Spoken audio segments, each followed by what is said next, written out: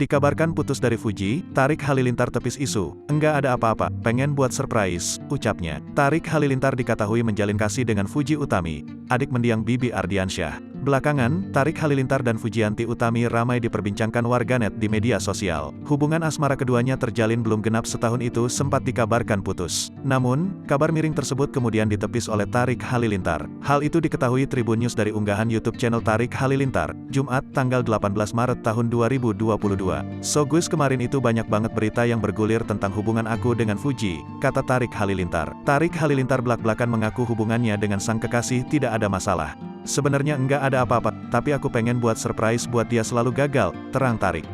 Bahkan, ia juga sempat gagal memberi surprise sejak belum jadi pacar. Dari surprise pertama sebelum kita jadian ia masih PDKT, sampai surprise-in buat nembak dan surprise-surprise selanjutnya selalu gagal dan semuanya ketebak. Jelasnya belajar dari pengalaman, Tarik tak ingin rencananya kali ini gagal.